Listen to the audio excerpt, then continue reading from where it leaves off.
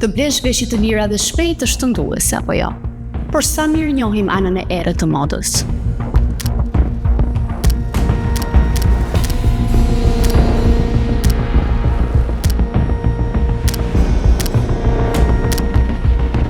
Nga jashtë gjithçka duket perfekte, me çmime shumë të ulta, trendet të reja çdo ditë dhe mundësinë për blerë pa u menduar gjatë, ku një bluzë 5 euro duket si zgjedhje e zgjuar.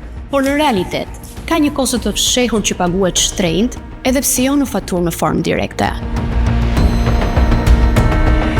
Disa nga platformat më të mëdha online, si Shein dhe Temu, kanë arritur të prodhojnë dhe të shesin çdo cep të botës, por rritja e tyre e shpejtë është shoqëruar me investigime dhe hetime në disa vende të botës. Në dhjetor 2025, autoritetet në Texas nisën një hetim ndaj Shein për dyshime serioze. Kompania dyshohet se ka shkelur ligjin duke përdorur materiale të rrezikshme, duke mashtruar për sigurinë e produkteve dhe duke mos qenë transparente me konsumatorët. Më pas, në 2026 u ngrit edhe një padijë zyrtare. Pretendohet se janë shitur produkte me nivel të lartë kimikatesh të rrezikshme. Por cilat janë konkretisht këto kimikate? Në lizë gjenden plumbi, një metal shumë toksik sidomos te fëmijët, ftalatet, formaldehidi dhe PFAS, tash të quajtura forever chemicals që nuk shpërbëhen në natyrë dhe akumulohen në trup me kalimin e kohës. Investimin që neve bëjmë shumë lirë, faktikisht e paguajmë shumë shtrenjtë. Është jashtëzakonisht shumë e dëmshme, jo vetëm për shëndetin tonë, por është e dëmshme edhe për ekonomitë vendore, është e dëmshme edhe si thashë edhe për planetin, për vlerat edhe kimikatet që ngelen në planet me vite dhe me shekuj ndoshta ndonjëherë. A e dini se çfarë u zbulua në testimet reale? Autoritetet në Korenë e Jugut gjetën gjithashtu raste ku disa produkte të modës së shpejtë përmbanin deri në 229 herë mbi limitin ligjor të ftalateve dhe nivele të larta të plumbit mbi normat e lejuara, duke treguar se problemi nuk është vetëm teorik, por i verifikuar në disa raste konkrete. Përballë këtyre shqetësimeve, disa shtete kanë nisur të reagojnë. Franca është ndër vendet më konkrete në këtë drejtim.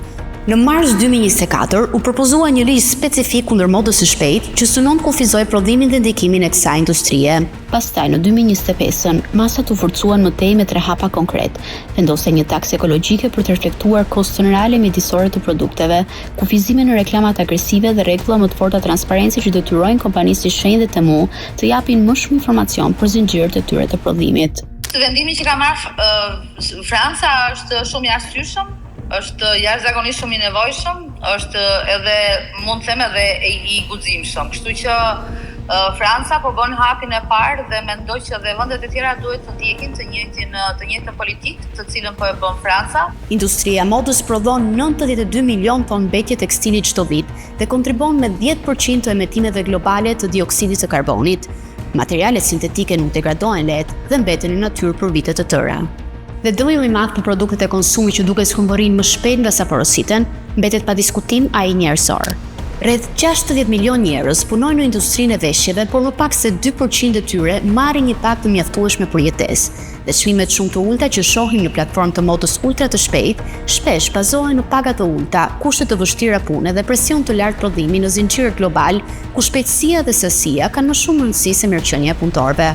Ti vrapon gjatë gjithë kohës mbas trendeve edhe fillon të fut në ankth, fillon të ndjesh ankth pse nuk je në trend, duhet të ndjekësh trendin, të blesh sa më shpejt, të blesh sa më shumë, të ndrosh sa më shpesh, gjë që nuk është mirë dhe nga ana psikologjike. Në fund, realiteti mbetet i njëjtë. Çmimi i unët nuk e zhduk koston. Thjesht është vendosur të diku tjetër, te mjedisi, te punëtorët, te shëndeti ynë. Ndaj herës tjetër që mendojmë të blejmë një produkt të lirë, ndoshta pyetja nuk është a ta blej, por cila është kostoja e vërtetë që po paguaj.